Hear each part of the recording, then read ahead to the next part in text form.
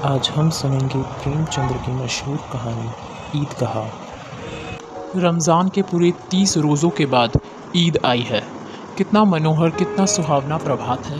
वृक्षों पर कुछ अजीब हरियाली है, खेतों में कुछ अजीब रौनक है, आसमान पर कुछ अजीब लालिमा है।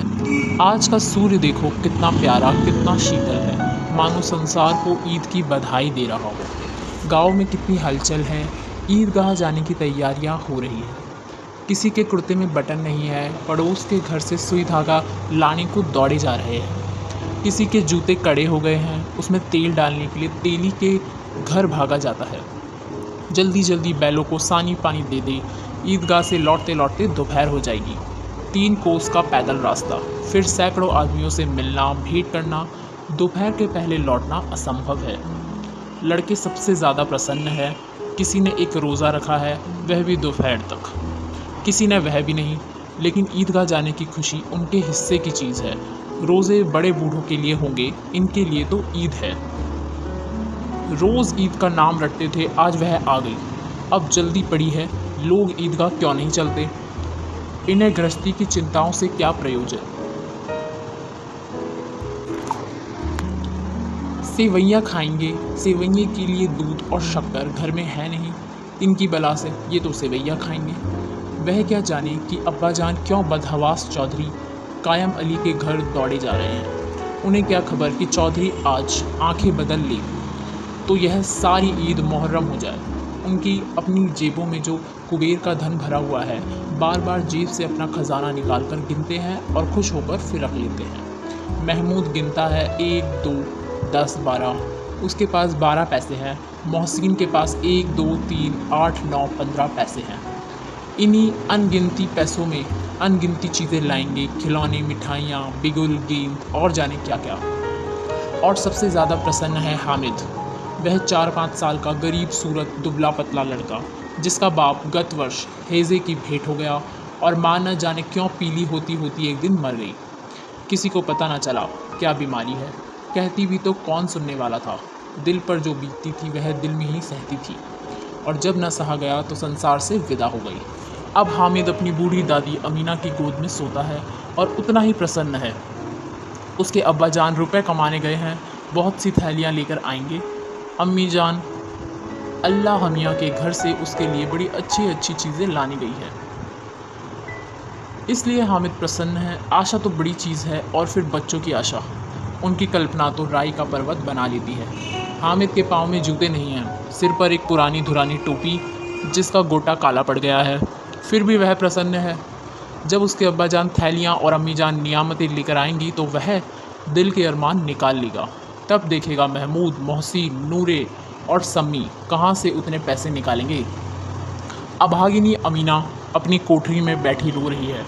आज ईद का दिन और उसके घर में दाना नहीं है। आज आबिद होता तो क्या इसी तरह ईद आती और चली जाती? इस अंधकार और निराशा में वह डूबी जा रही है। किसने बुलाया था इस निगौड़ी ईद को? इस घर में उसका काम नहीं, लेकिन हामिद, उसे किसी के मरने जीने से क्या मतलब? उसके अंदर प्रकाश है, बाहर आशा। विपत्ति अपना सारा दल बदल लेकर आए, हामिद की आनंद भरी चितवन उसका विंध्यवास कर देगी। हामिद भीतर जाकर दादी से कहता है, तुम डरना नहीं अम्मा, मैं सबसे पहले जाऊंगा। बिल्कुल न डरना। गांव से मेला चला और बच्चों के साथ हामिद भी जा रहा था। कभी सब के सब दौड़कर आगे निकल जाते, फिर किसी पेड़ के नीचे खड़े होकर साथ वालों का इंतज़ार करते। यह लोग क्यों इतना धीरे चल रहे हैं? हामिद के पैरों में तो जैसे पर लग गए हैं, वह कभी थक सकता है। शहर का दामन आ गया, सड़क के दोनों ओर अमीरों के बगीचे हैं, पक्की 4 दीवारी बनी हुई है, पेड़ों में आम और लीचियाँ लगी हुई है। कभी कभी कोई लड़का कंकड़ उठाकर आम पर निशाना लगाता है, माली अंदर से गाली देता हुआ निकलता है। लड़के वहाँ से 1 फरलांग पर है, खूब हंस रहे हैं, माली को कैसे उल्लू बनाया हमने। अब बस्ती घनी होने लगी थी। ईदगाह जाने वालों की टोलियाँ नज़र आने लगी, एक से एक भड़कीले वस्त्र पहने हुए है। कोई इक्के तांगे पर सवार, कोई मोटर पर, सभी इत्र में बसे, सभी के दिलों में उमंग। ग्रामीणों का वह छोटा सा दल अपनी विपन्नता से बेखबर, संतोष और धैर्य में मगन चला जा रहा था। बच्चों के लिए नगर की सभी चीज़ें अनोखी थी। जिस चीज़ की ओर ताकते ताकते ही रह जाते, और पीछे से बार बार हॉर्न की आवाज़ आने पर भी न चेतते। हामिद तो मोटर के नीचे जाते जाते बचा। सहसा ईदगाह नज़र आया। ऊपर इमली के घने वृक्षों की छाया है, नीचे पक्का फर्श है जिस पर जाजिम बिछा हुआ, और रोज़ेदारों की पंक्तियाँ एक के पीछे एक न जाने कहाँ तक चली जाए। पक्की जगत के नीचे जहाँ जाजिम भी नहीं है, नए आने वाले आकर पीछे की कतार में खड़े हो जाते। आगे जगह नहीं है। यहाँ कोई धन और पद नहीं देखता। इस्लाम की निगाह में सब बराबर है। इन ग्रामीणों ने भी वजू किया और पिछली पंक्ति में खड़े हो गए। कितना सुंदर संचालन है, कितनी सुंदर व्यवस्था। लाखों सिर एक साथ सिजदे में झुक जाते हैं, फिर सब के सब एक साथ खड़े हो जाते हैं, एक साथ झुकते और एक साथ घुटनों के बल बैठ जाते हैं। कई बार यही प्रक्रिया होती है, जैसे बिजली की लाखों बत्तियां एक साथ प्रदीप्त हो और एक साथ बुझ जाए, और यही क्रम चलता रहा। कितना अपूर्व दृश्य था, जिसकी सामूहिक क्रियाएं, विस्तार और अनंतता हृदय को श्रद्धा, गर्व और आत्मा आनंद से भर देती थी।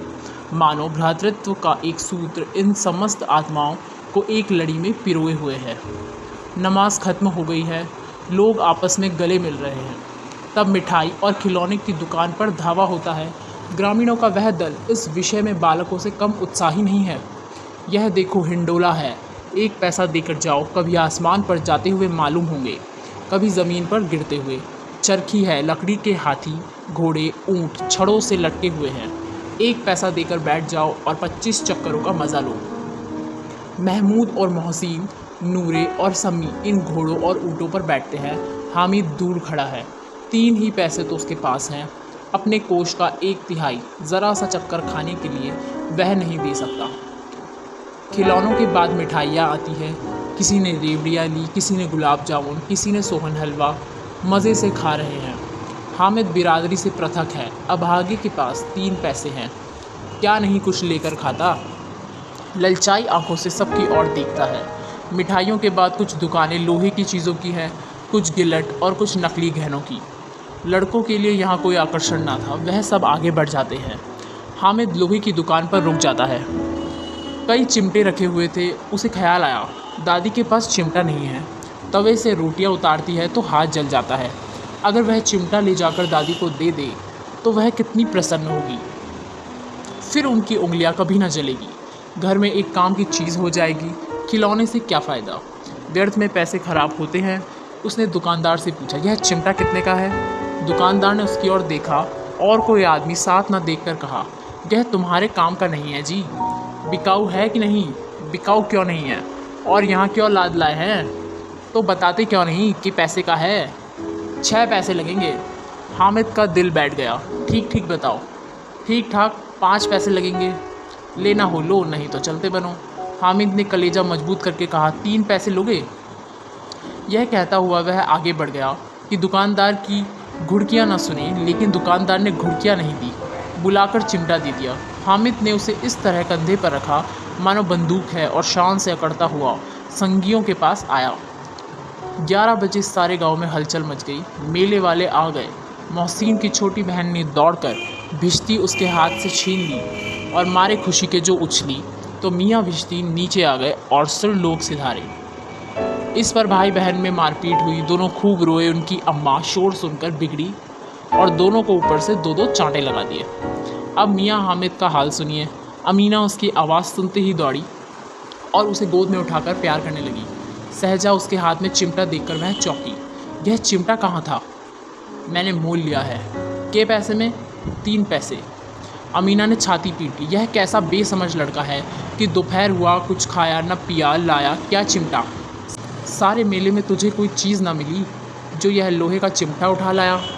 हामिद ने अपराधी भाव से कहा, तुम्हारी उंगलियां तवे से जल जाती थी, इसलिए मैंने इसे लिया। बुढ़िया का क्रोध तुरंत स्नेह में बदल गया, और स्नेह भी वह नहीं जो प्रगल्भ होता है और अपनी सारी कसक शब्दों में बिखेर देता है। यह मूक स्नेह था, खूब ठोस, रस और स्वाद से भरा हुआ। बच्चे में कितना त्याग, कितना सद्भाव और कितना विवेक है। दूसरों को खिलौना लेते और मिठाई खाते देखकर भी उसका मन कितना ललचाया होगा। इतना ज़ब्त इससे हुआ कैसे। वहाँ भी इसे अपनी बुढ़िया दादी की याद बनी रही। अमीना का मन गदगद हो गया। और अब एक बड़ी विचित्र बात हुई। हामिद ने इस चिमटे से भी विचित्र। बच्चे हामिद ने बूढ़े हामिद का पार्ट खेला था। बुढ़िया अमीना बालिका अमीना बन गई। वह रोने लगी, दामन फैलाकर हामिद को दुआएं देती जाती थी और आंसू की बड़ी बड़ी बूंदें गिराती जाती थी। हामिद इसका रहस्य क्या समझता।